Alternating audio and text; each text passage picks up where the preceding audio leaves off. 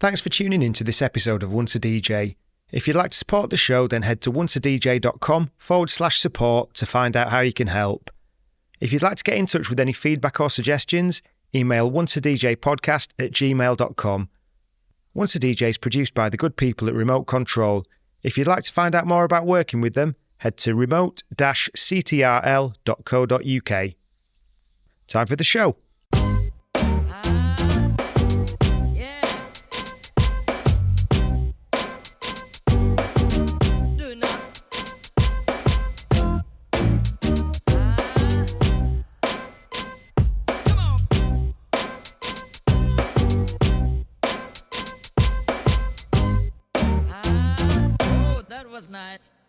Once a DJ is brought to you with the support of Vinyl Underground Record Store. Since 1993, VU has been shipping new and used underground house, techno, disco, hip-hop, soul and more worldwide from Northampton in the UK. They're your go-to store for upfront releases, repressed classics and deep digging for undiscovered gems. And they're a great crew to deal with who really care about the music and their customers. To show the support to the Once a DJ community, they're giving you 10% off your next order. Just head to vinylunderground.co.uk and use the code ONCEADJ10 at checkout. You also get free UK delivery on all orders over £100. That's ONCEADJ10 at vinylunderground.co.uk. So welcome to Once a DJ, Mr. Thing. Great to get you on. Really excited about this. It's going to be the only one probably where I've DJ'd. I keep using the term DJ'd with the guest. I should say supported the guest. It's a better way of putting it, because we gigged. I'm doing it now. I'm saying we gigged together. No, I played before you in I think it was sort of March, April time. Yeah, it was. Yeah, and it was great. I mean, I've done it before. I remember watching Woody in Nottingham 18 years ago, and just being there, just a chin stroker at the front, looking at everything that he did. But this time I was the chin stroker at the side looking at everything that you did. So we'll probably have sort of two or three different parts to this interview. So the first thing, maybe, because it might bring us on to different things, is kind of a breakdown of that gig, really. Because the first thing that I saw that really kind of struck me was you get in there and you kind of the way that you set up the turntables is like SAS, you know the exact height that you want, all that sort of thing. And has it taken a long time to get like that, or have you been like that for a while? And do you need to do that more because you're doing sevens? It did take me a long time to figure it out, the science. Someone actually showed me how to do it. I remember I'll tell you exactly when it was, actually. So just after, not long after I won the DMCs, I was playing in East London, and after the gig, I parked my car up and I put my stuff in the car, and I was staying at my girlfriend at the time's house, and she literally lived around the corner. And I went back to my car, and my car had been completely smashed up, and they'd stolen 3 boxes of records, my mixer, my needles, and everything out of my car. The thing is, everything was hidden away. It wasn't like on the back seat. It wasn't like, it wasn't on show. Nothing was on show. Yeah. They must have seen me do it. So, because they smashed every window on the car, I literally had to drive back to Kent with no windows on my car. And so anyway, the long and the short of this is, the reason I bring that up is because at home, I had got given some Shure 44.7s because of all my work I've been doing, where I've done DMCs and people were just giving me stuff to try out. So I had a couple of sets of 44.7s at home that I hadn't ever used. And so I put them on and I set them up like I'd done with my old Stantons that I was using before. And they were fine, but they were moving around a lot, and they weren't the most stable needles to be doing like routines and stuff with. And then I did an install at Deal Reel, the newer Deal Reel, not the original Deal Reel in Soho, but that one that was on Carnaby Street. And this guy came up to me and was like, "Hey man, you should probably set those up like this, because then they won't do what they're doing." And I'm like, "Oh, what do you mean?" And he showed me how to do it. And I don't know who this guy was. So whoever that guy is, thank you, because that has been my setup for 24 years now. Was that like angling the carts and stuff then? Yeah, angling the carts, but also making sure that it's level so that it's Yeah. stable. So yeah, whoever that guy was, thank you. You might see this and be like, oh yeah, that was me. But that's why. And so ever since because of that, I've got them set up like that at home. I never change them. I've never changed the setup. And so anytime I go anywhere, the first thing I do is just sort that out. Like without question, it's the first Yeah. thing I do when I'm getting ready to go on. I do that before anything else. If you get them and they're seized, is that a problem? Because sometimes the height adjustment can seize, can't it?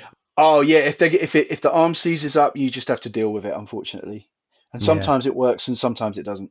But that is unfortunately the thing with old tech like that. It's already had a lot of abuse. I mean, my decks that I've got here, I've had those for 25 years.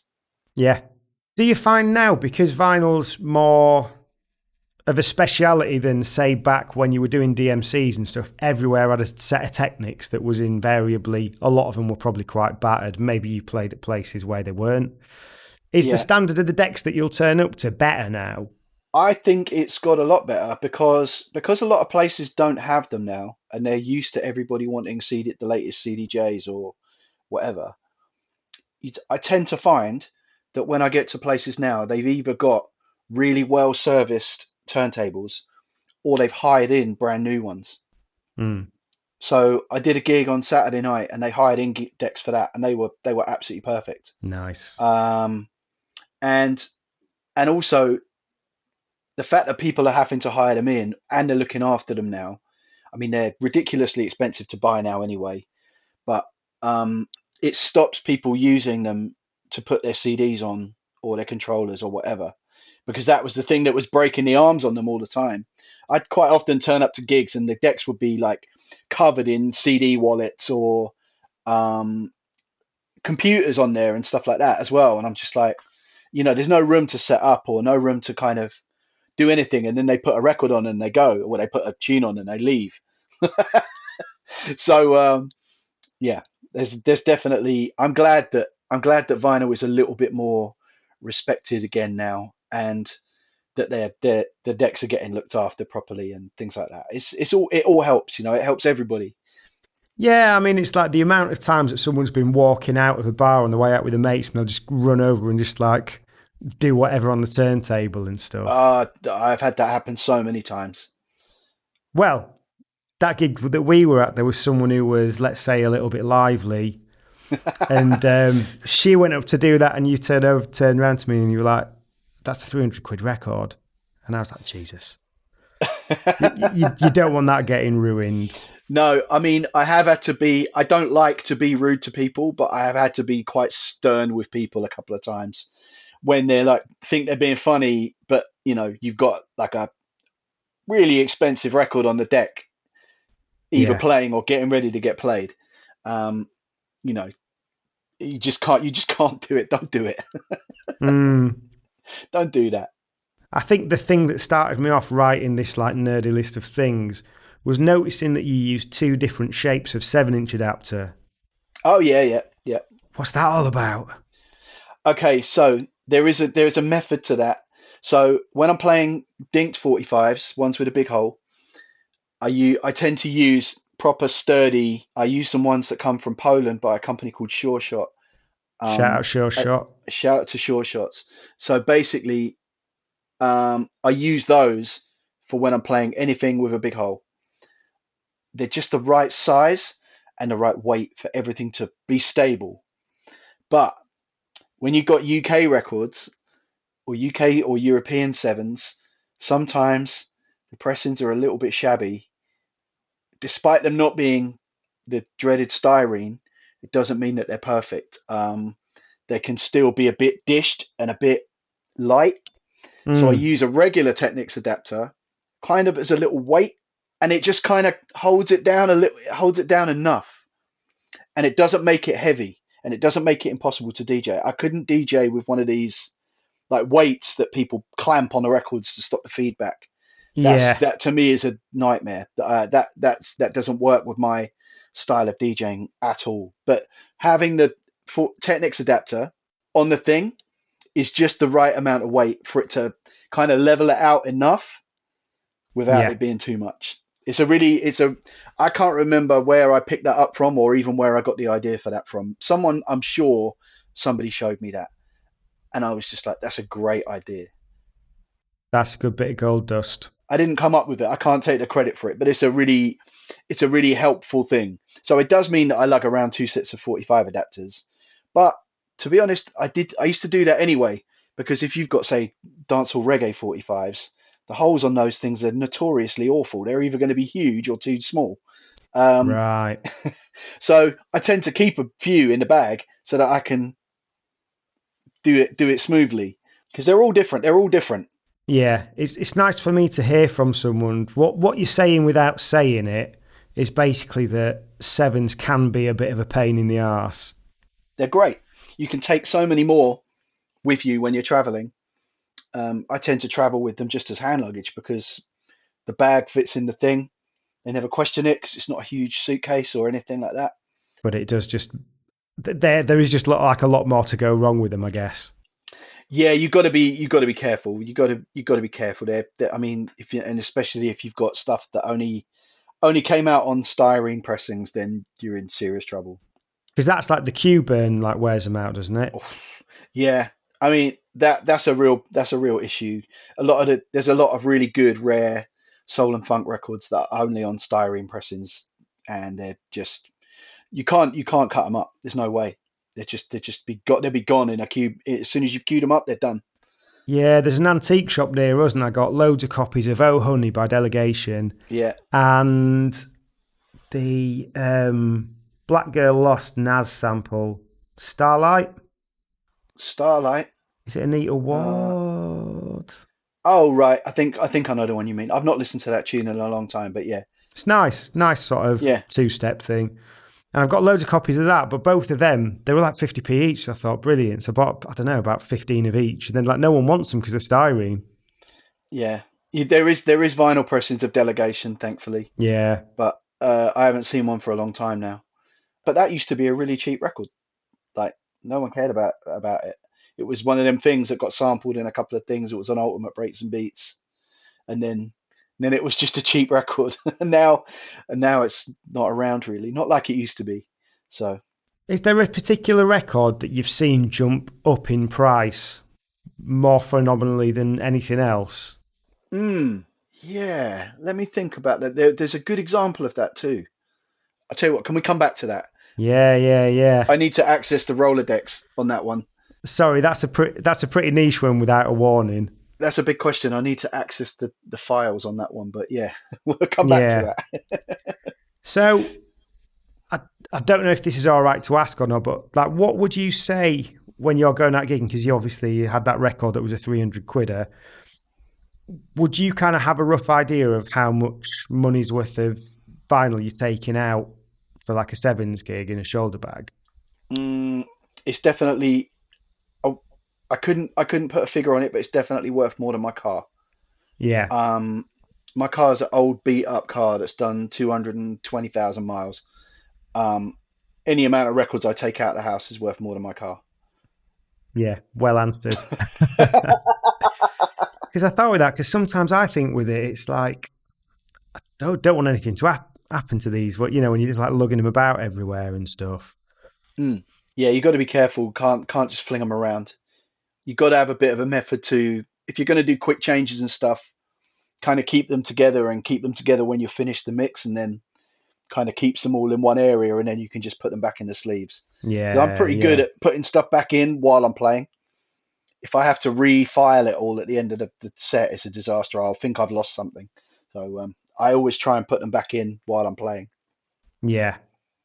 What I noticed as well at the gig was that you're like a very ambidextrous turntablist.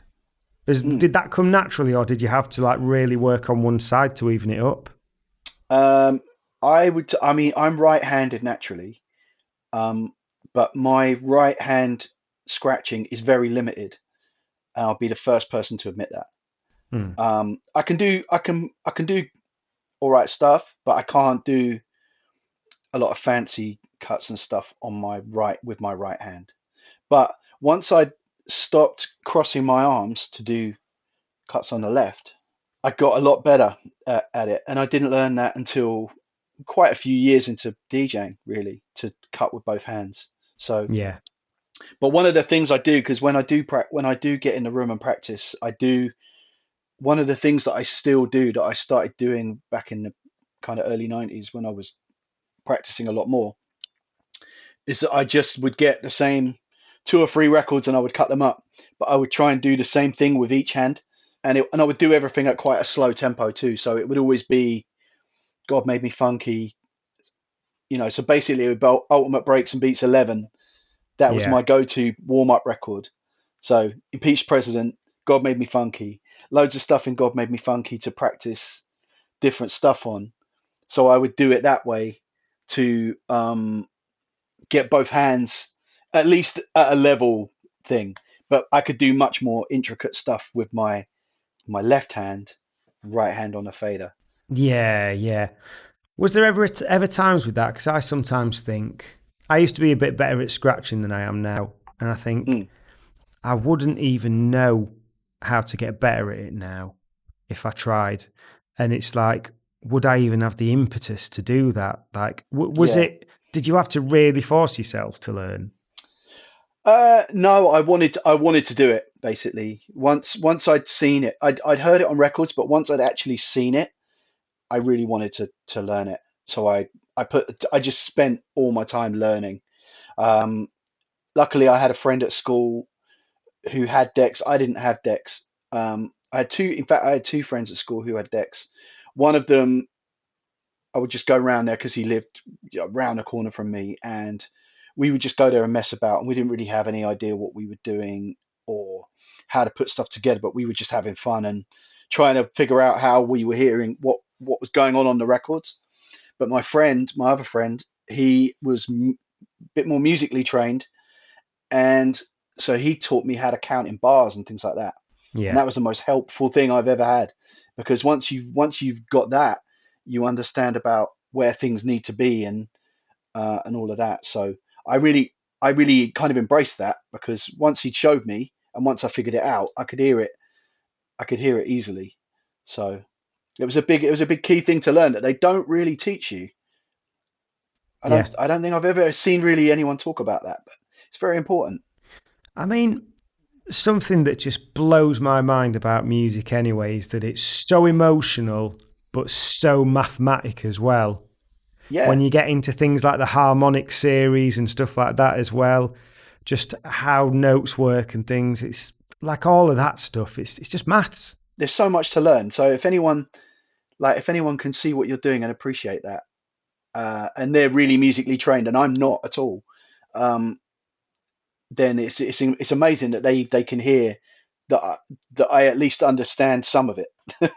Yeah. So I mean, with scratching, it got. I remember I was on a message board with Chili when he was learning all about polyrhythms and things like that, and there was people really developing like the turntable manuscript and all that sort of stuff. And that's when it just you get into almost like savant level mathematics and things like that. There, yeah, when I look at music scores and stuff, I'm lost. I mean, I did learn a little bit at school, but trying to follow it and trying to read it like that, I didn't understand it. I understood things much better by hearing it. yeah, yeah. Um, so again, like I hope this is something you've not done too much anywhere else on podcasts, but Mm, what was your journey in, or what was your entry point into digging? into digging. That's an easy answer, to be honest with you. That's a very easy answer. I used to listen to as much rap radio as I could, and my knowledge of samples was very small. I knew bits and pieces. My friend had played me some Ultimate Breaks and Beats, but because none of the artists were listed on Ultimate Breaks and Beats, you kind of got clues, but you didn't know. Mm, So when it got to about anyway, the record that turned it around for me and got me into it is Jazzy Jeff, A Touch of Jazz, and there's a reason for that. The reason is that I used to listen to Mike Allen had a show. Mike Allen had his famous Capital Rap show, but then Mm. later on he went to LBC and he did a much more toned down show on LBC, I think, from memory. Anyway, one day this guy is on there. He had sometimes had a guest in to talk about what other stuff that was going on, and he was a guy called Mark Webster, and Mark Webster basically came into the show one day and was like talking about A Touch of Jazz, and he goes, right, here's all the records that they sampled for Touch of Jazz, and I'm like, what? And they list, and it's like, T Plays It Cool, Westchester Lady, Harlem River Drive, Change Makes You Want to Hustle, and I'm like, what? This is just blowing me away. So then I needed to know more about this, and also the other thing that happened around the same time was I started going to London to buy records with my uncle, and so I started buying this magazine called Soul Underground. Now, a couple of times in Soul Underground, they had people come in and write articles about breaks and who'd sampled what, because none of this information was out there. And Yeah. again, but the difference with the Soul Underground thing was that they put pictures of the covers up. So when I used to go to the import stores to buy hip hop records, they back in the late 80s, they used to have the cutout section, right? And I didn't understand what the cutout section was at all. But I just remember seeing all these records in there, and I was just thinking, why are they in this shop? Mm. This doesn't make any sense. But now it all makes sense to me because once I saw some of the covers in Soul Underground, I was like, they're the break records. And so I would going into, you would go into, say, any of the shops in Soho, and there'd be copies of Dennis Coffey albums in there and stuff like that, but sealed with the cut corner or the hole punch. So, and then you would go to Cheapo Cheapos, which was a huge, like, three-floor shop in the middle of Soho, which I think now is sadly like a frozen yogurt shop, of course. Um, but that place was legendary. Pogo always tells me about going in there and there just being like multiple sealed James Brown stuff in there back in the day. Yeah. So they would just go in there and get all of that stuff. That's how come all of those guys had all that stuff. So it was amazing. It was amazing to have that kind of tie it all together. Then after that, I was off to car boot sales. Once I'd learned to drive, I was off to car boot sales. I was going to jumble sales, anywhere I could go, basically, anywhere where there was records. Anyone's house I went to, their record collection wasn't safe. I would basically go and root through people's parents' records and can I borrow that? And yeah, all of that kind of stuff. I was notorious for it. So when you were picking that stuff up at that time, then were you using it for routines, or were you like, no, I'm not gonna, like, were you aware of cue burn and stuff, and you were like, I'm gonna keep that stuff for not juggling? I absolutely had no concept of the value of anything. If I was getting stuff for a pound, 50p, couple of pound, um, I didn't care. I would DJ with it, and so it it was kind of a nicer way to be because now I'm a bit precious about things. If I've paid a bit of money for something, I don't really want to mess it up. Yeah, and I suppose you didn't have. I mean, for obviously, I don't know the level anywhere near the level of sort of stuff that you do, but I suppose some places, I'll go if I'm at a boot sale or something, I see something I'm like, what's that all about? Or I pick something up and I realise it's actually decent. I will go Mm, on Discogs or something and see what it's worth, and that'll affect. I got the that Sheffield drum record the other week. nice. Yeah, Yeah, 50p I think it was, or a pound from a boot sale. that's a bargain. Yeah, it's like getting something back in the early 2000s. So then, like, I've Yeah, not really touched it because it's in mint condition. It's like I don't want to start like dirting it up and stuff. I don't even want it out the sleeve. I would do a rip of it and sample off of it. Yeah. I actually found a CD of that once, and I regret not buying it. That would have been an amazing thing to have. But I've had that a couple. I've probably had that twice. I don't think I paid a lot for either copy, but the second one was an absolute error on the guy's part. He put in his pound box.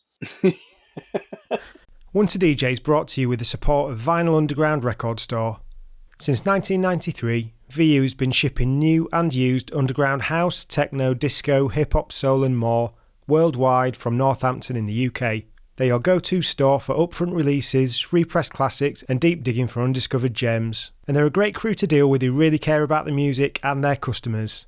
To show the support to the Once a DJ community, they're giving you 10% off your next order. Just head to vinylunderground.co.uk and use the code ONCEADJ10 at checkout. You also get free UK delivery on all orders over £100. That's ONCEADJ10 at vinylunderground.co.uk. I wanted to create a product for the listeners to be able to support the show and for the guests as a token of gratitude for being on, so I've teamed up with Sure Shot Shop to create some Once a DJ 45 RPM adapter clamps. These are my weapon of choice as a 45 adapter as they add stability and grip to aid you in any setup. These are available for £25 each plus flat fee postage from onceadj.bigcartel.com, and if you'd like to see the other models you can buy and also customise, check out sureshotshop.com. Do you ever find with things like that when you find something you know what it's worth? Do you have to I remember once when I went for a job that I probably wasn't quite qualified for, and they asked me how much money are you looking for? And I just aimed high. But when they took me seriously, I had to bite the inside of my mouth to stop myself looking excited. Do you ever have to kind of play it a bit cool when you're they've put an 80 quid record there? Sometimes I can't control it. If I'm genuinely excited to find something that I'm looking for, I'm quite audible about my shock at finding it. I'm quite often oh shit, or something similar. I can't. But other times I can be quite poker about it. Do you find they ever realise and try and sneakily charge you more or anything? I got horror stories about that kind of stuff too. So I went to a shop on the coast. I'm not going to say where, but I went to a shop on the coast. I've been in a few times before. The guy was always a bit rude with me, and I just kind of accepted it because I didn't really care. I just wanted to get records, and so if he was an idiot, he's an idiot. Anyway, I go in there one day. He's got basically a whole hospital radio's worth of jukebox 45s laid out on tables in boxes, none of it priced, all of it basically completely coated in dust and dirt and muck. And I'm looking for, and then I look through one of them and I start finding a couple of good R&B 45s that are jukebox 45 only, and I'm like, okay, this could be good. So before I went any further, I said to the guy, how much are these 45s? And he's like, £2 to £3 each. I'm like, all right, cool, great. So I'd been around the shop already and pulled a little stack out, and I found some all right stuff. Nothing crazy, but just some decent stuff. I left it on the counter. I spent hour and a half, 2 hours going through all these 45s. There was a lot. There was probably 30 boxes. So in the meantime, in these boxes, I basically found all of the rare UK rap jukebox 45s. So there was Looney's, it was in there. I got 5 on it. California Love was in there. There was all the Fugees 45s. All of those are really good. Snoop ones.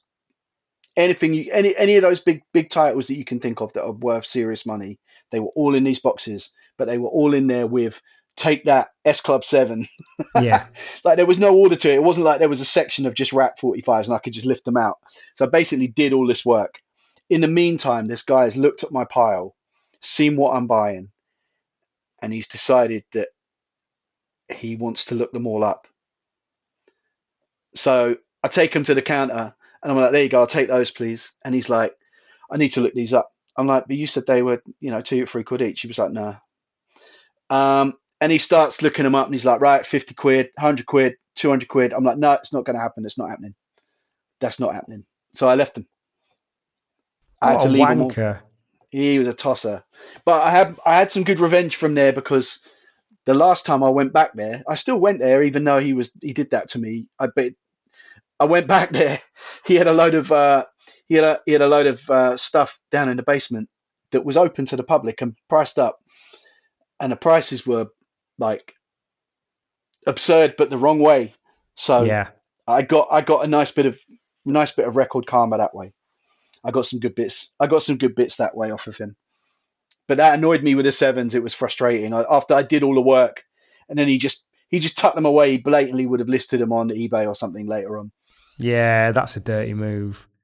I think it was when I was talking to Danny Dan. He was saying that if people know in certain shops that it's him that's buying, they'll raise the price. Yeah, yeah, they do. And I guess if he kind of knows your pedigree, He wouldn't know me at all though. He's never given. This guy really wasn't giving me. I'm very very low key about everything, and so I don't make a mm, big deal about any of it. I just go off and I buy records, and if people say hello to me, or they've seen me do something or whatever, then that's cool. But it wasn't like this guy had an idea that I DJ'd or whatever, and right? he just was an idiot. He just looked at my pile and thought he would get one over because I got some good stuff. It was decent stuff, and he'd already messed up because he had a cheap box in the street, and there was great records in there, and I pulled all of them. Yeah. So yeah, it was a frustrating thing, but that kind of thing does happen, unfortunately. When you get people, because sometimes I'll go to boot sales and I'll see that there's things that I think are overpriced, and it's just someone who's got about 7 records. They're mediocre at best, but Mm, they'll all be they're not a quid, put it that way. And sometimes I think I should maybe say to them, look, if you want to sell these, you've got to. No one's going to buy them for this. You're just going to take them home. But then people are no. just so adamant. I think. Yeah, there's definitely a culture of people thinking that every record is worth 8 grand. Yeah. I've seen some horrors at car boots with like beat up split sleeve like Madonna and ABBA albums and stuff, and people have got 20 quid on them, and then they'll have some libraries or something, and they'll just stick them out for a quid.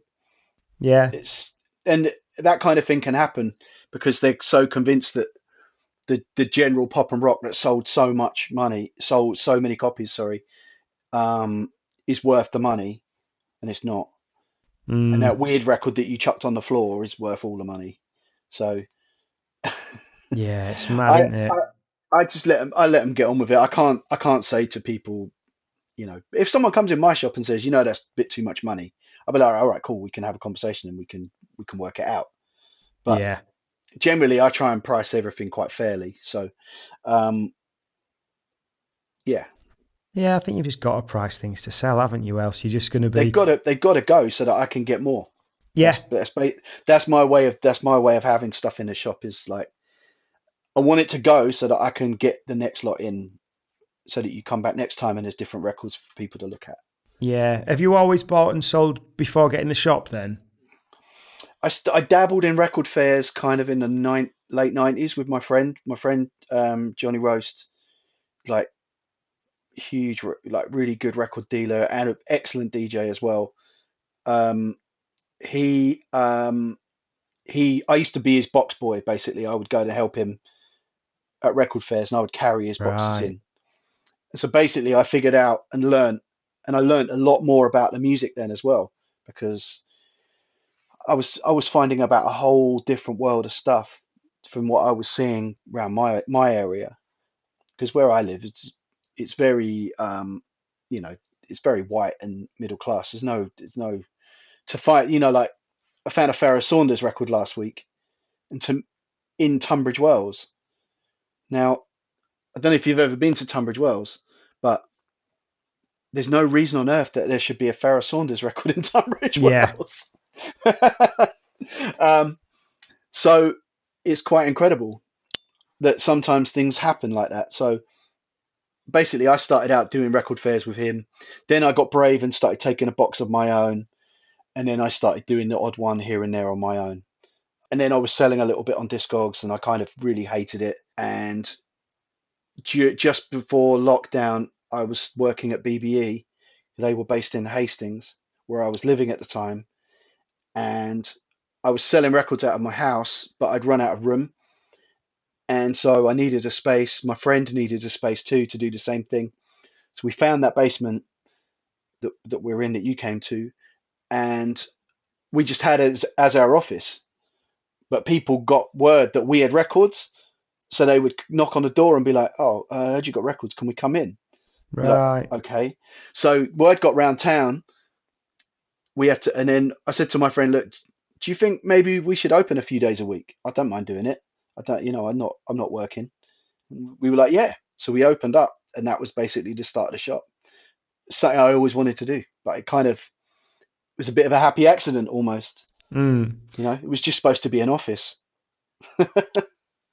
How's it been in terms of like workload and stuff? Is it been more than you imagined, or Um, I actually enjoy it because it means I'm not at home all the time, which is one of the reasons why I'm quite difficult to get hold of. yeah, Because yeah. a lot of I would probably say 60% of the day I am on the road and I'm driving somewhere, and I'm because I tend to go out 3 days a week looking for records for the shop or going to look at collections and stuff like that. So let's just then say, Yeah. what does a week in the life of Mr. Thing look like typically, so people can just understand the time that's involved in your passion, which is also your career. It's definitely not as glamorous as it might look. I do try on my Instagram actually to post up the horrors of Yeah, what I'm seeing when I'm out and about, because I think that's important, because all the time you've got these like really aesthetically pleasing shops that are nicely curated and everything. That's great. But the real digging is going to some awful hole of a place and crawling over boxes of old VHS tapes and stuff to get to what might be something in the back of a box somewhere else is more exciting to me than any of that. So Monday to Monday, I generally try and give myself the day off, but I will normally go and at least go to a couple of places on a Monday just to do something. Most of the rest of the record shops aren't open near me then anyway. But Monday, Tuesday, Wednesday, as a rule, I'll be out on the road looking for records. I'll pick towns. I'll work out a route so that I can go to maybe 3 or 4 shops or 3 or 4 towns where there's a lot of charity shops or there's places I can go and look for stuff. Um, then I'll come home and I'll work through them and work out what I'm going to keep, what's going to go in the shop, what needs cleaning, what doesn't need cleaning, because that's also super important. That also takes up a lot of my time. Cleaning right. records is a time consuming thing for someone to come in and put their paws all over them. What's your technique? I tend to use warm soapy water. Gets the worst offenders of the dirt off. You can kind of see what's going on with the record then a lot more. And also we've got a machine at the shop. We've got like a proper cleaning machine at the shop. So Nice. if anything's like super expensive or really needs some attention, then we'll run it through the machine as well. So it's just a double way of making sure that things are okay. Have you ever tried the glue Um, technique? no, I'm scared to do it. It is scary, but it's pretty good. I've heard it's very good. I've heard it's very, very good. But I've not done it myself. Test it on something cheap. Something cheap, yeah. I'll find something Yeah. cheap and do it and try it out. It looks very satisfying as well when it peels off, and like that looks quite appealing, to be honest.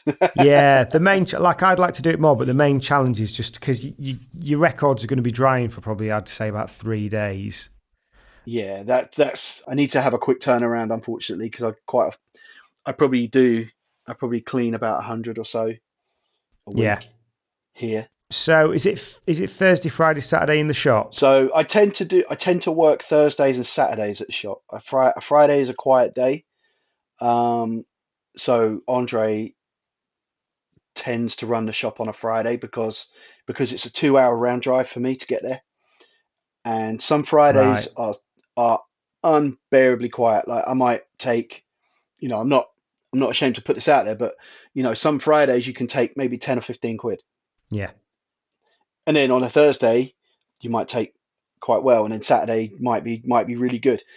But Friday is not worth me going. So what I tend to do on a Friday, if I'm not DJing or I don't have a gig to get ready for, I'll go to some other spots that are open the same days as me, and then I can go and check them. And if I travel anywhere, I look for records while I'm out while I'm away. So if I go up to the Midlands or I go up north or anywhere that I go, I'll go and look for records. I'll find the shops on the way and do that too. Have you got any particular favourite places to go digging? Favourite areas? I'm not going to ask you for specific shops or anything. Mm. No, I always find good records in Manchester. I would always say that. Um, there was a nice little trio of shops in Manchester, in Piccadilly. You had Vinyl Exchange. Big shout out to Simon. And then there was another shop that I can never remember the name of, which is right around the corner. I always used to find good stuff in there. But then Beat and Rhythm used to be on that little strip as well. And Beat and Rhythm basically only sells 45s, import 45s. Right. And they've moved to just outside of Manchester now. And I've not been to their new shop, but anytime I went to Beat and Rhythm, that would be like 4 or 5 hours.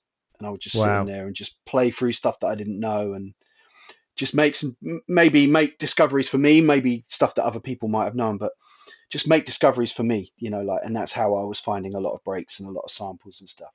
Just sitting in places like that and going through everything.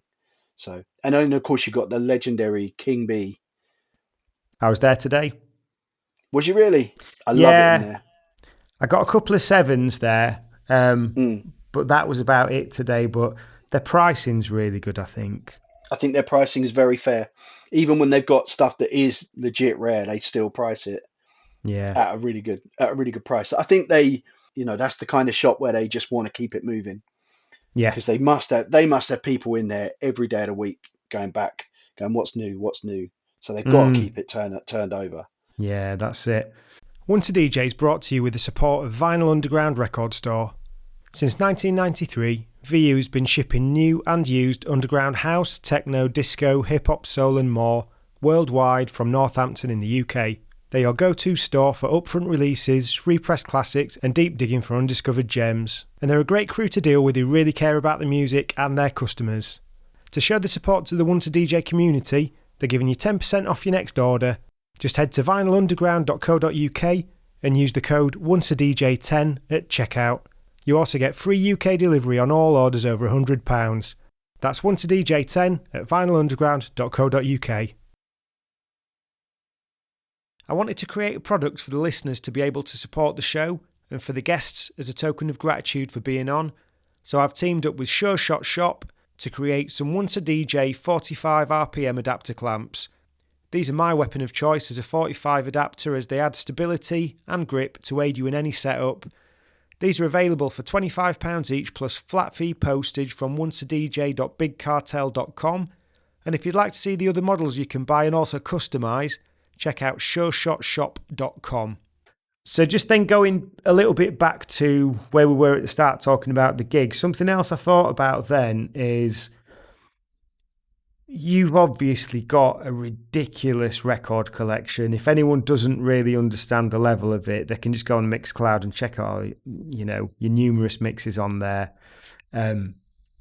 You've got ridiculous breaks and stuff. And it's like something I thought about is, I guess for a lot of gigs, you'll be taking out, say, a certain section of your collection.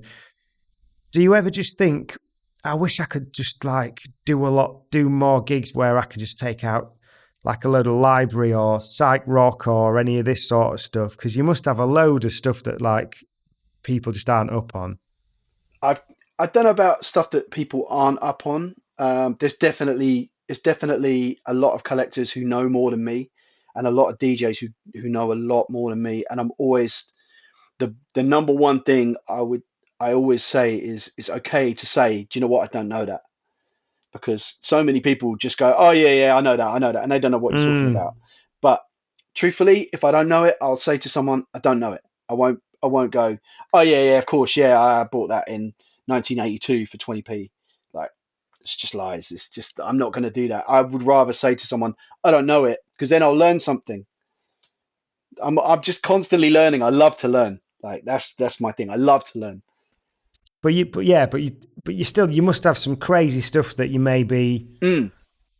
Do people expect like a certain thing of you, which is like, I want to be a different version of me now and again? Some days I do feel that way, yes. So I get a lot of people that expect me to only play UK hip hop because I did so much scratching and stuff on UK hip hop records, and Mm. I love it. I love all of it.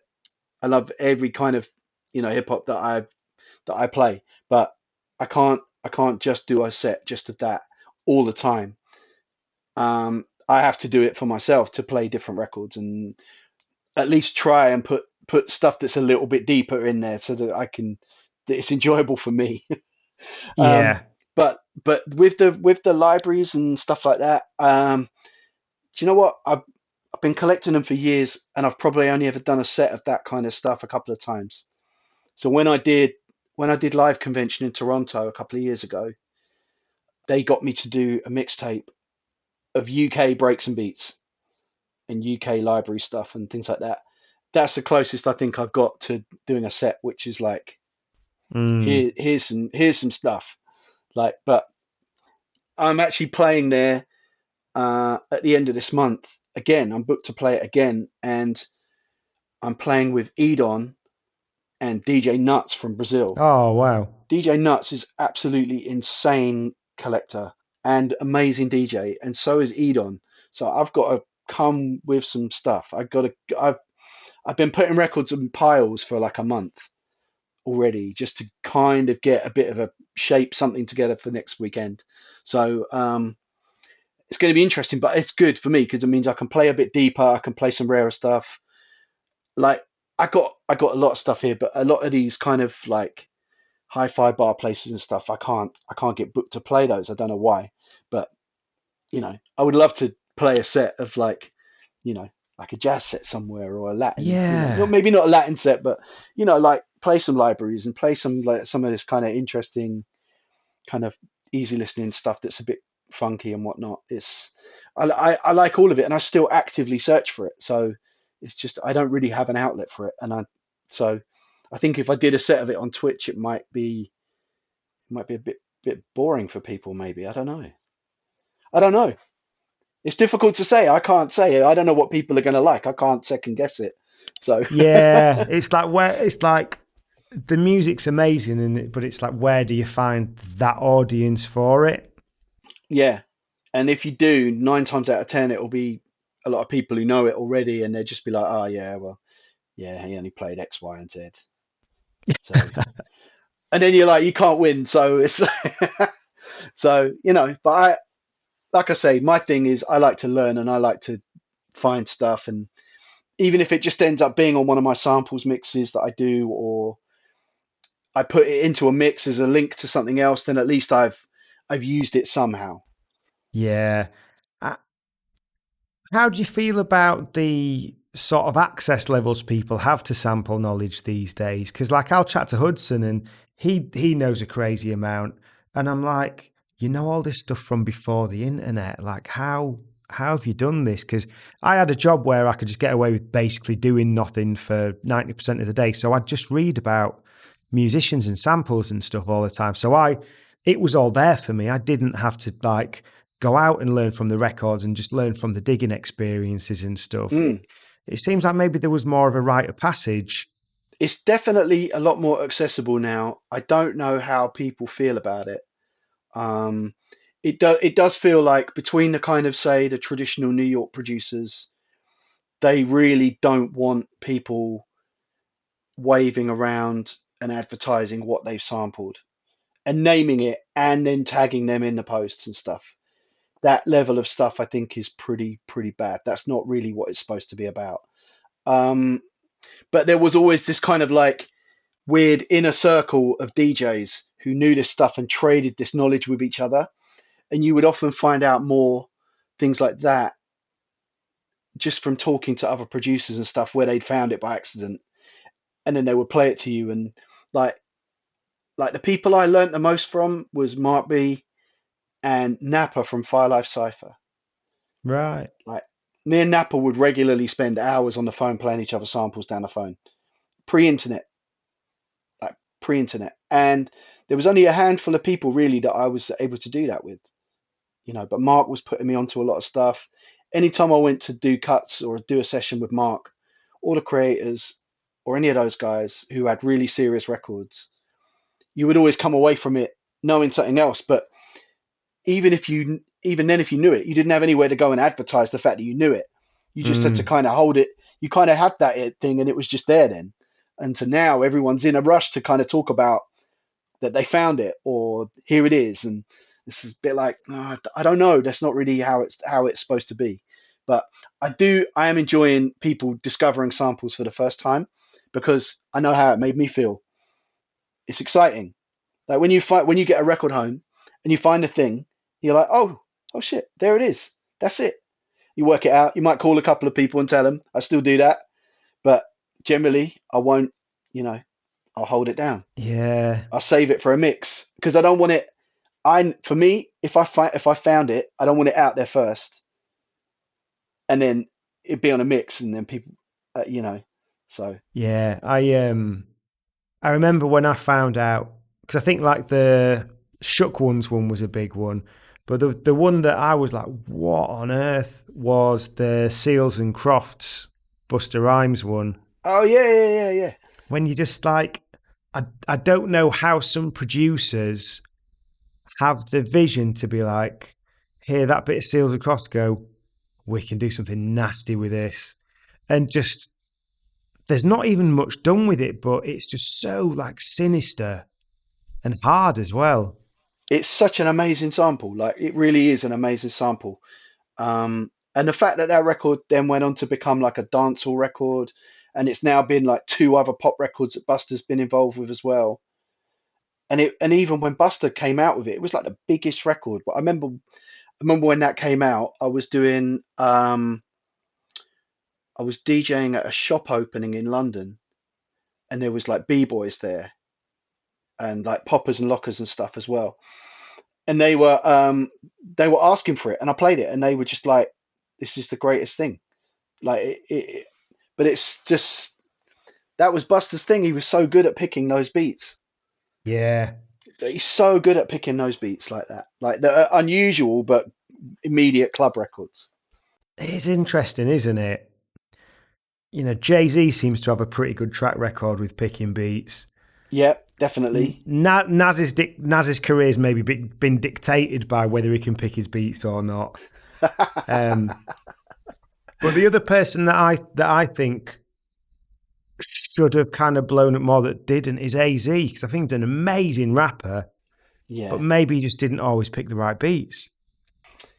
there's you know what? There's two AZ tunes that I love. One of them, I think it's only on a CD and then a bootleg 12-inch, and it's called The Hardest.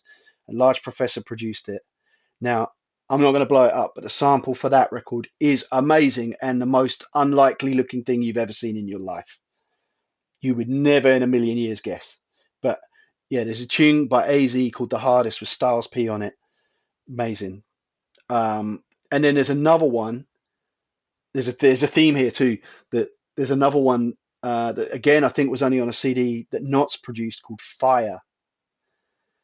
Um, and the sample for that is on a really common soul record, like 80s soul record too. When you hear how he hooked that up, it's unbelievable. And it's a perfect fit too, because AZ on this Large Professor thing, it's quite smooth, but it's really sinister. Whereas this Knots thing is like angry. Yeah. It's and when you hear the soul record that it comes from, it's not angry at all. Right, I'm going to be checking them out. Yeah, check them out. I recommend them. But there's no vinyl, I don't think, for either of them apart from some bootleg of the eight at the Hardest, which I'm trying to find so I can at least play the thing out. Yeah. Just going back to what you were saying before about doing the UK stuff, did you say that you were doing cuts on some of the creators' stuff? Yeah, so on the Wait album, I did probably 80% of the cuts on there. Right. So the intro to it is actually +1. The a cappella intro to it is +1, and then after that it's me, and I think I did all of the rest of it. Mm. And I spent basically 3 or 4 days in a studio in Cornwall doing that with them. But all the other stuff I did with the creators, like the Big Quam records and um, even the stuff with Mark, actually, we all did that. That was all recorded at Julian's initially, and then it was Right. recorded at Mark's later on. Basically, there was three places that we recorded all of that stuff. it was either at Julian's house, or it was at Vadim's house, or it was at Mark B's house. All of that stuff was done at various people's houses. Was it a real big community then? Yeah, it came out of record shops. All of my meeting, all of these guys came out of record shops. Like, I met Mark. Mark had a friend called Mr. Serve who used to go into Mr. Bongo's, and he was selling breaks to producers out of like a bag, and he would just be selling samples and stuff to people. I got friendly with him. He would ring me up and play me stuff and sell me stuff, and then Mark heard about me, and then he got wanted to get me on a record. He phoned me up. Me and Mark became friends, and then we started doing all the records together. So we did the first record I did with Mark was called New School Dean, but I did the B side. I didn't do any cuts on that record. I did the B side, which was called It's Impossible. I think I might need to look at that. I can't remember. But that was definitely the first thing I did with Mark was the Delirious 12-inch. Then after that, we did the Mud Family, Mark B and Mud Family 12-inch. Then there was the Mark B and Blade EP, and then there was the Task Force album, the new Mike Order. And then there was a couple of other 12s, like we did one with Al Tariq as well.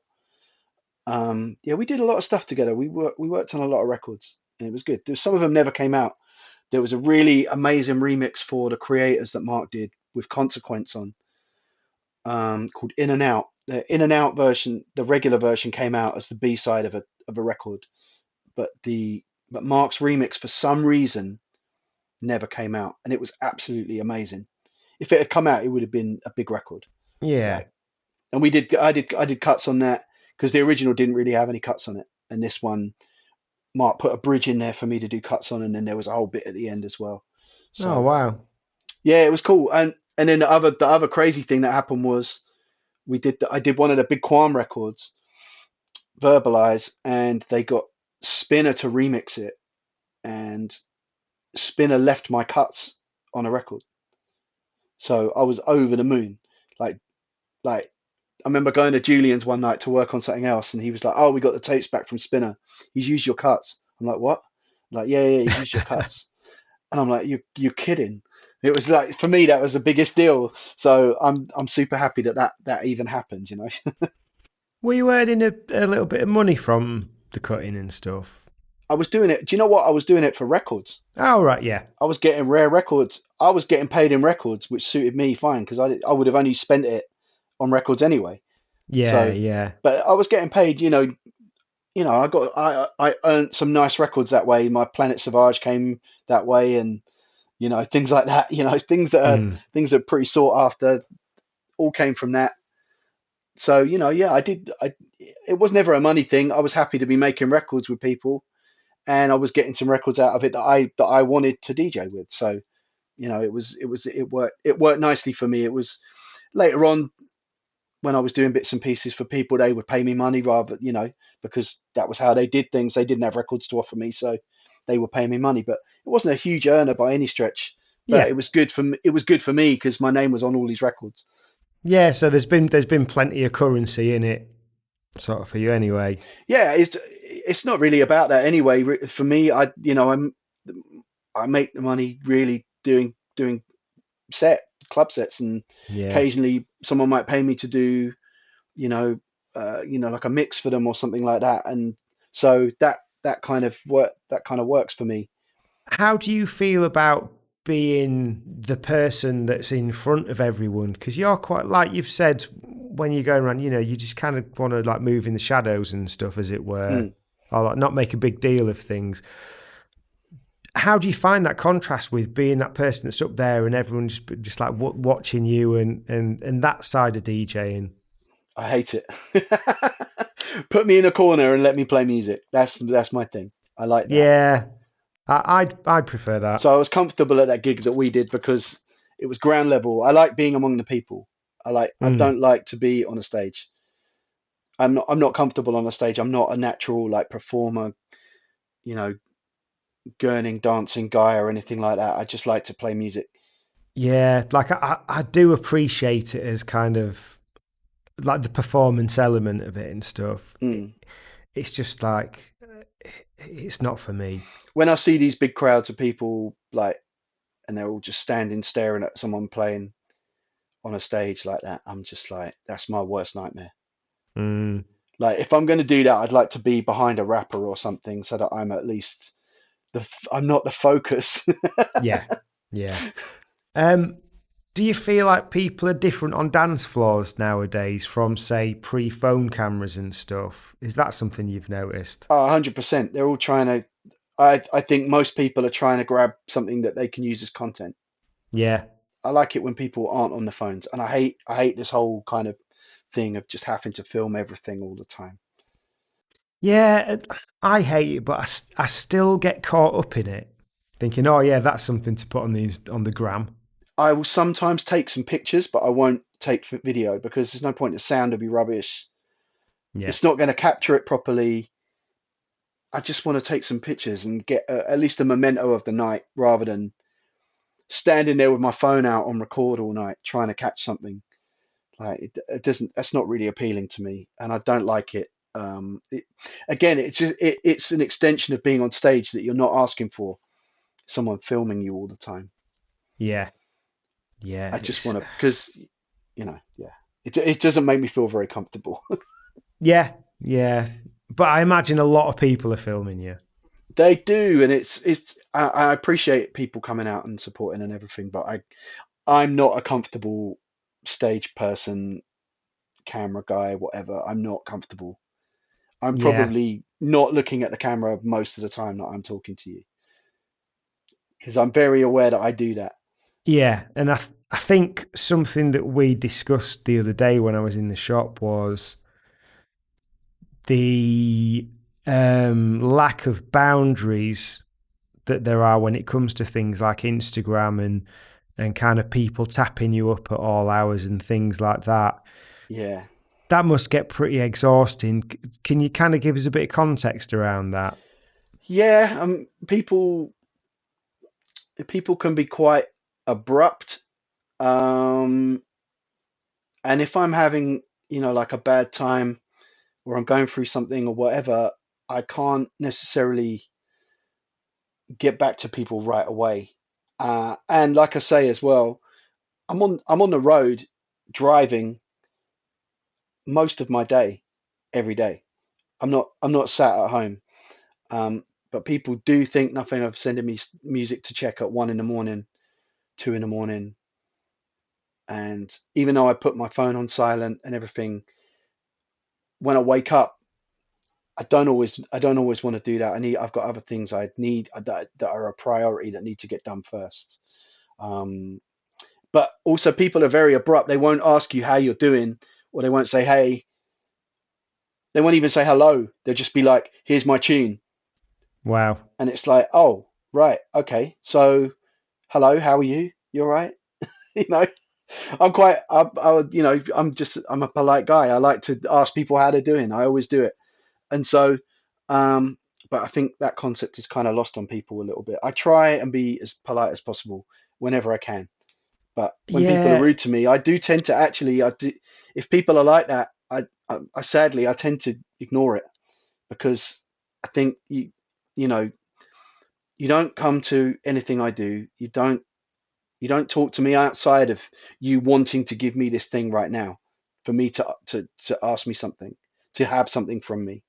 And I don't really like that. That's not an exchange, is it? It's not it's just you chucking something at me and hoping that I'll tell you what you want to hear. And that's not a comfortable situation for me to be in.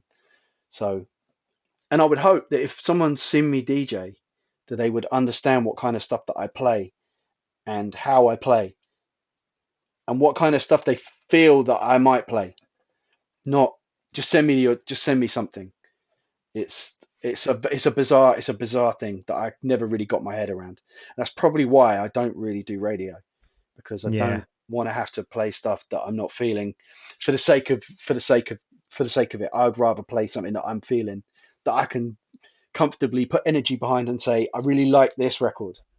Like Yeah. Something that occurred to me the other day is someone was asking about wanting DJs and they wanted open format. I mean, I don't DJ a lot, but I think open format is kind of a way of saying, or what I take from it is, if I go and play somewhere open format, I'm just basically going to have to play some stuff that I don't want to play. And it's kind of like saying it without saying it, you know. It's like you can be your genres, but someone might ask you for a certain thing, and there's going to be a bit of an expectation that you play that. Um, a couple of things around the that type of communication on social media, I think, is how we interact with our phones and like our levels of distraction and stuff. I know there's loads of times I'll just like WhatsApp someone something, and I'll just after I've sent it, it'll be a question or something. And after I've sent it, I'll go, "Oh yeah, how are you doing, by the way?" Because I'll just realise I've just gone in such like a rude way. It just Yeah, really easily happens. But then I guess as well, there's like with the people that are just like, "Here's my tune." They're probably scattergunning that to loads of people, thinking there's a pure numbers game to it. I remember in the yeah, MySpace days, just sitting there and just adding people because you could spam even more on that. brutal. MySpace. I'm glad that's not a thing anymore. It was a good way to get your music out there, though. It was. It definitely was. I actually met a few good friends that way too. But the brutal inboxing of everything all the time. That was the start of the Mm, end. I was like, and that's why I came off Facebook too, because I was getting it. I was getting it on there too. If people right. couldn't get hold of me on, I gave it. I stopped using Twitter. I stopped using Facebook. People were just relentlessly sending me messages for me to check this, do this, do this. Can you do this? Will you do this? Like it's too much. I can only do so much. I've had to cut down what I'm doing now because with the shop and my own DJing work and records I'm trying to make and things, I've had to kind of put the brakes on a few things and to say this is too much now. And I'm not doing any of this well. I'm just doing bits and pieces here that are okay, but I want to Yeah. do things well in a concentrated way. So I need to concentrate. I need to focus on that. So Yeah. I think it's a good way to be, isn't it? Try and have a bit of self care involved because it is easy to burn out. yeah, it definitely is. It's easy to say yes to everything, but it's a lot more sensible to say, you know what, I can't do that right now. Mm, that's it. We've got into a lot of stuff there. Um, Something we've not gotten into yet is, I suppose, BBE and putting together compilations. Oh yeah, yeah. How good is it when you get approached and it's like, we want you to put a compilation together? Well, I'll tell you what. Um, I was doing. I was working as a delivery driver, right, when Peter from BBE called me up to ask me to do Kings of Hip Hop, right? So I'm driving through the countryside in a delivery van, dropping car parts off to miserable garage people, right? And the phone rings and it's Peter. So I pull over and answer the phone. And he's like, "All right, I've got an idea for a thing and I want you to be involved." I'm like, "Yeah, cool. What is it?" He goes, "Yeah, we're going to do this series of things called Kings of." And I'm like, "Oh, yeah, cool." And he was like, "Yeah, so we're going to do one that's called Kings of Hip Hop." And I was like, "All right." And he was like, "So, would you be up for doing it?" I'm like, "Yeah, of course I would. That sounds amazing. Absolutely." I'm like, "Who else is doing it?" He's like, "Oh, DJ Premier." I'm like, "Sorry? DJ Premier."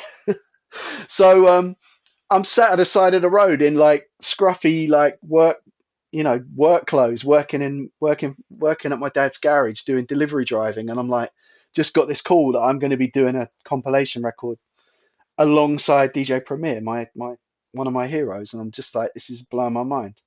So that was an amazing day, and the contrast of it couldn't have been better. I was doing a job, I was working, and I got the call, and it was incredible. So um, and then when I got approached to do the Strange Breaks comps again by Peter, I went up there for a meeting.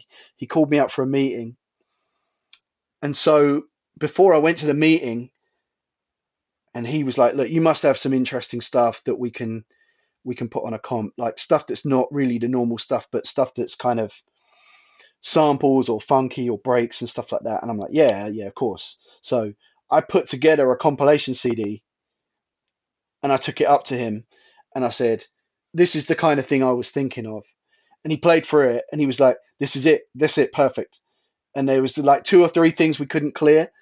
And we had to kind of work around, pick some others, but I would say about 75% of what's on the first Strange Breaks is what was on my CD that I gave to Pete that day.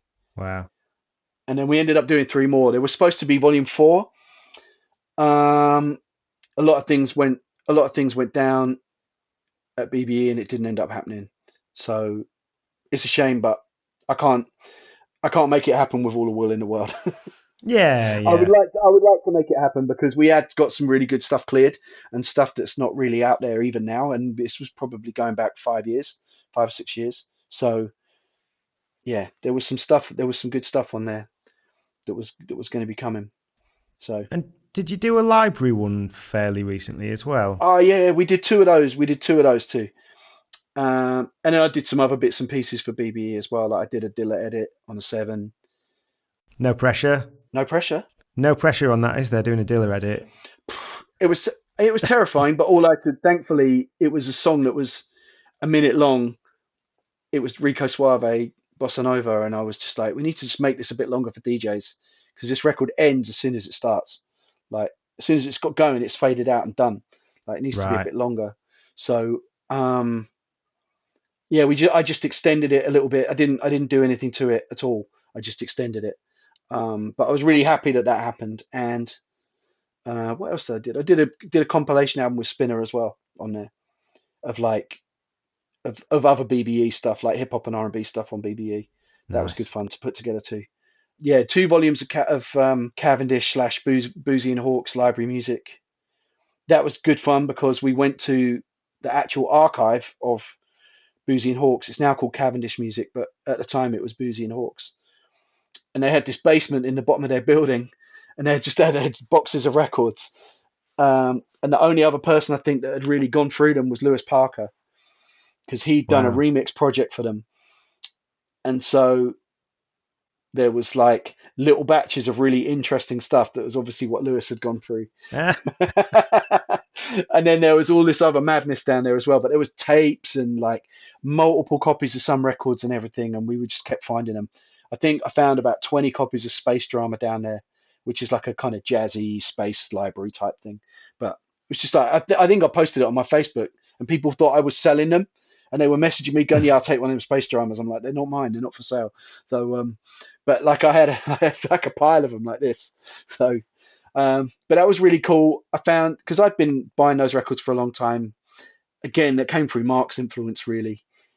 And so to go there and go through it all and make discoveries of my own was a really nice thing to do. And then me and Chris Reed sat down and worked out how we were going to split them up so that it would be like the sample stuff. I picked a few bits for producers so that there was like just drum breaks or records with drum breaks on. There's only a handful on Boozy that have got drum breaks on, like Yeah. two or three tops.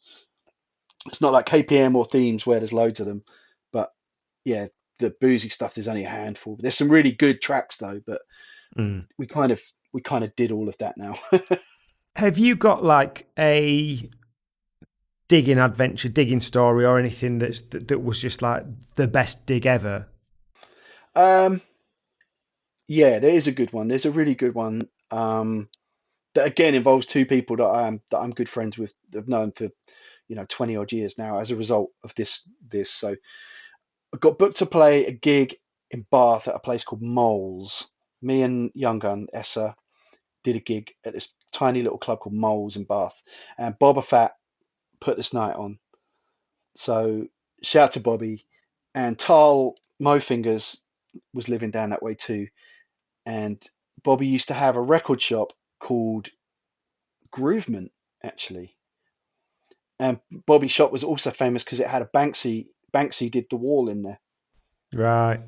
So anyway, he had this really cool little shop. I went there to buy some records and have a look around and go and see him after the gig. And then upstairs from his was a massive record shop. and I'm embarrassed to say I can't remember the name. If I was to message Bobby, he could tell me right away. I want to say it was called like Porkies or something like that, something daft. I don't know. It was anyway. It was in Bath, and anyway, I was in this guy's shop and I found some cool records. He had amazing stuff. There was so much records in there. It was crazy. And then he had a box of libraries on the side, like on the side of one of the tables. And I was going through it and I pulled a couple of bits out and he was like, "Oh, do you like those?" And I'm like, "Yeah, I do. Yeah, what?" And he was like, How long have you got?" I'm like, "Okay." He goes, "I've got a basement full of them." I'm like, "Nah, you haven't." And then he goes, "Oh, come on, I'll show you." So he took me back downstairs to the gate, which was next door to Bobby's shop. And he opened this gate up, and this basement was just wall to wall libraries, every Wow. catalog you can think of, every label you can think of. I had to call Nick Esser up and just be like, "I'm going to need some time here. This guy's just unleashed the mother load." Like, I basically went and got every penny that I could get out of the bank. I think I spent all my money from the gig, and got some amazing records. Like, it was ridiculous. And there's another good one that's similar to that, but it doesn't involve me meeting any of my friends. But I went to a shop which I'm not going to say where it is. I went to this shop, and it was the first time I'd been to this place. And this was a shop that had been there probably 30 years, maybe. And I only went there for the first time about 12 or 15 years ago, maybe, no, maybe 12 years ago. Anyway, so I'm in the shop, small shop. I'm going through, finding some bits. Again, he's got a cheap box of 7 inches on the counter, 50p sevens.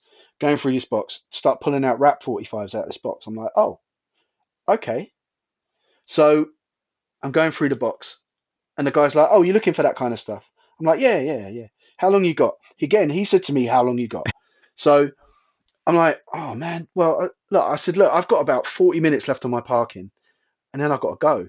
And he's like, "All right, well, next time you come, just ask me, and I'll take you. I'll show you." I'm like, "All right." So the next time I went there first, rather than going to the other shop first in the same town, I went to him first. Man, basically, this shop was dead stock single 7 inch singles from the mid 70s up until maybe 1991. 7 inch singles, most of them from promo companies or mail outs or just overstocks that had never sold. And it was two big walls of it, and it was all in alphabetical order. And there was divider cards for artists. There was a Big Daddy Kane section. There was an Ice Cube section. There was an Ice T section. There was a Jazzy Jeff and the Fresh Prince section. There was a Jungle Brothers section. There was a De La Soul section like this. It was Yeah. insane. And and the guy was just charging a flat price for everything. Nothing was priced. He was just like, "They're all this much." I'm like, "Okay, cool." Um, I got so many big Rap 45s out of that shop in one day. I don't even know how I managed to hold it together. They were all in there. Everything was in there, like everything. Um, and then I went back a month later, and I did the same again, and I filled two bags. And then I went back again, and I did the same again. But then I started looking through the soul stuff as well, and started finding like multiple copies of like soul and boogie stuff and things like that. And he had Motown dead stock from like the 60s, like American Wow. import Motown, but tons of them. It was crazy. It's kind of been picked through now because the last time I went, there was probably 15 or 20 De La Soul 7s still in there. And then I went there a few months later and all of them had gone. Someone had just gone in and bought Yeah. them all. So someone had obviously picked through it. But it's a lot of fun. I tend to go there with my portable and just listen to everything, just find stuff. But those two are really good stories from over here. I've got some good ones from the States as well, but from here they're like they're good. Is it different digging in the States? Yeah, definitely. Yeah, it used to be a lot better too. I went to New York recently for a bit of a holiday. to stay with one of my oldest friends who lives out there. And um, yeah, the prices of everything seems to have gone quite mad. Like I think but I feel like that's kind of a thing that's happened generally with records everywhere. Like since the arrival of Discogs, nothing's really ever under the kind of mid price, and most things are way over it. So, Yeah. but having said that, it's still bargains to be had if you're not looking for the same big records everyone else is looking for. Like I always come away feeling happy that I've managed to find something for a couple of bucks that I can't get in this country, because if I was to order it from the States, it would be 20, 25 pounds postage for a $2 record. I'm not going to do that. So Yeah. I'm always just happy to find something for cheap that I'm actually looking for. So it was good for that, and I didn't really come back with much for myself. Most of it was for the shop. Yeah. Do you still get the same thrill then, finding something amazing in a pound bin? Yeah, 100%, 100%. Can't beat it. It's um, it's a great thing. Yeah. Right. Opening records. Do you have anything that's unopened? Sealed stuff. Yeah. Yeah, yeah, definitely. Is there any one thing that you've got that's sealed that you would be more gutted to open than any of the others? Mm, It's a really weird way of wording the question, I know. I'll show you.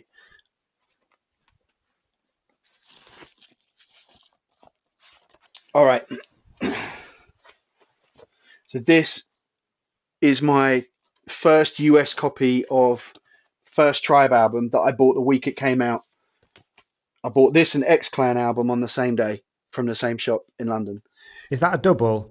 No, it's a single. It's just a single Right. vinyl. The first press was just single vinyl.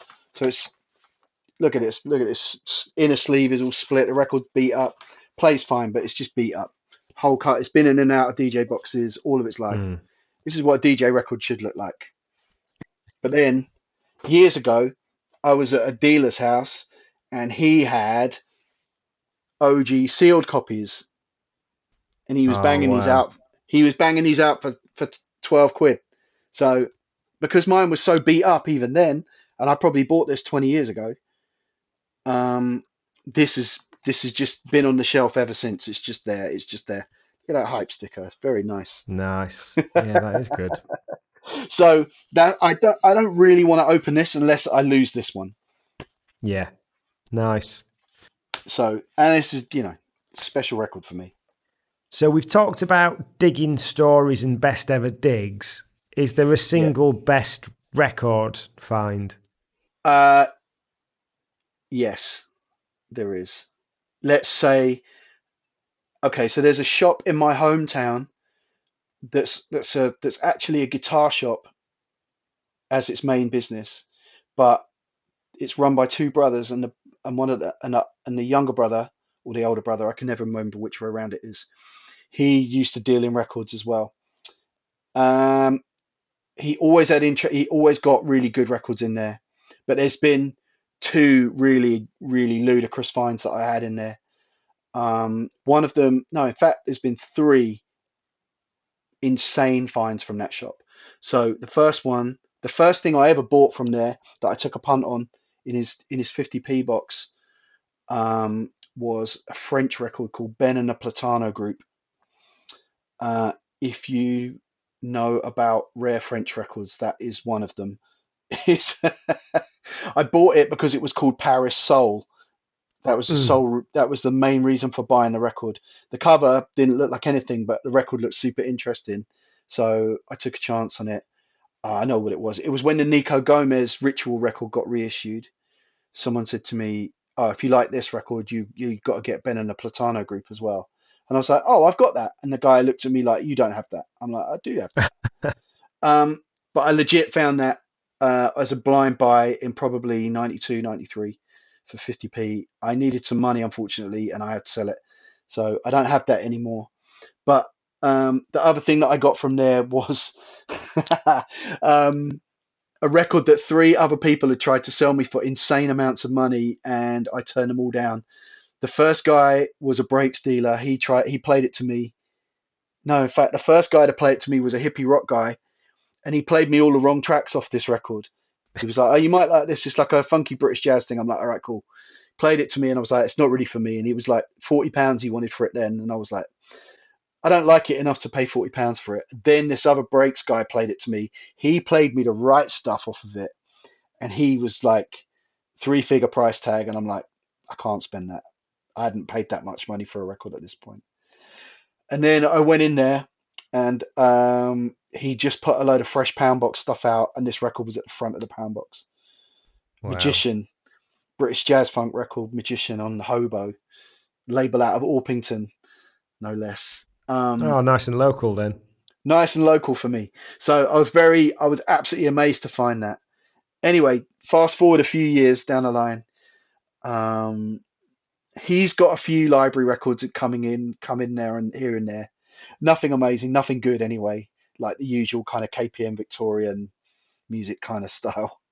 And then I went in there one day and he was like, "Yeah, I might be getting a load of library records, Mark. Do you know anything about them?" I'm like, "I don't know a lot, but I know the ones that I'm after." So I gave him a list, and he was like, "Okay, I should have them next week. I'll let you know." So I was like, "All right, cool." So I went in the next week, and he goes, "Oh, those records fell through. They didn't come." I was like, "All right, it's all good. Don't worry about it."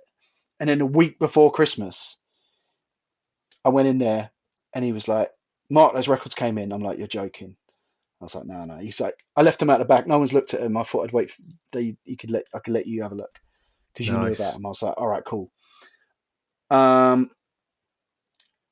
I think I got most things that I wanted that day, like things that I knew that I wanted, I got. So, but the big thing, the one that I'm coming around to with this story is that I got a copy of Feelings for £5. Which one's Feelings? Feelings is the Italian one that also came out in Brazil and came out in the UK on a Comro library. It's probably the best library record. Right, I'll have a look at this afterwards. There's a track on it. There's a track on it called "Feeling Tense," and when you hear it, you might recognize it from a certain rapper's first track on his latest album. Oh, okay. Nice. But it's an amazing record. It's At the time it was going for absolutely stupid money. I couldn't believe I had this thing in my hand. I think I rung up Mark after I'd left the shop and I was like, "You're not going to believe what's just happened to me." And he was like, "That's amazing. Good work." I was like, "I can't believe it." But I got that. I got Big B. I got Afro rock, jazz rock, all of the all of those things. They were all there. They were all there. And Nice. because I got them for cheap, I didn't mind paying out for the ones that I did want a bit later on. So when it came to getting like the Shady Blues one and things like that, I didn't mind paying for those because I'd got all these other ones for such a good price. And then he still was getting dribs and drabs of them as well. And then I went to his house, and he had a whole basement of records at his house that he didn't have room for at the shop. And so he just let me go through it, and there was libraries in there too that he didn't put in the shop. So it's really dried up now. There's nothing in there now. Like I go there probably once a month, and I'm always a bit like, maybe today you might have found something else, but it's never happened again. Yeah, I sometimes think it's like I obviously don't go out digging anywhere near the amount that you do, but in summer I'll get to as many car boots as I can. Yeah, And I sometimes think the ones where I come away with nothing, it'll be like, well, this makes the times that I come away with something kind of more exciting. yeah, Coming back to what I was asking you about records that have shot up in price, I mm. went to a boot sale the other week, and the only thing I came away with, or it might have been last summer actually, the only thing I came away with was the I Believe in Miracles 7, the Jackson Sisters one, the urban one, Oh yeah, yeah, for 50p great. mint. And I looked on Discogs, and that's going for like 50 quid. I can fully believe it. There's another one on Urban that's really hard to get as well, like really hard to get. And it's only just getting put on a 7 again this year, which is Sweet Charles. It's You, yes, it's You, which was like a Right. big rare groove tune. So Urban, in their wisdom, did a 7 and a 12 of it, but seven's impossible. That is impossible. You're probably more Right. likely to find a Jackson Sisters, even though that's really hard. Hmm. Um, and they did it. They did a good Roy Ayers one as well. That's actually pretty tough. Can't You See Me with Love will bring us back together on the other side, I think, or something like that. So that's a good 7, because I don't think there's a 7 of Can You See Me apart from that. So that's a good one. But again, you just don't see these things anymore. They're just not. They're not around. They're not around. I'm still trying to think of one that's really shot up in value, like a record that went from being nothing to insane. Mate, I've kept you on for a long time tonight. It's all good. It's my pleasure. Brilliant. I hope it's been some interesting stuff to get into. We've kind of gone a bit here, there and everywhere, but it's nice to just let it go and get other little jump offs on things. Definitely. Thank you for having me. Sorry it took so long for me to be able to make it happen. No problem. Like, you know, as you've pointed out, you know, you're super busy, so I just appreciate getting this time. Thank you so much. Thank you. Thanks for tuning in to this episode of Once a DJ. If you'd like to support the show, then head to onceadj.com/support to find out how you can help. If you'd like to get in touch with any feedback or suggestions, email onceadjpodcast@gmail.com.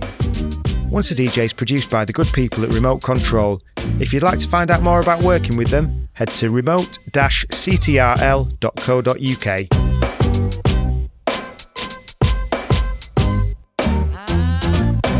Was nice.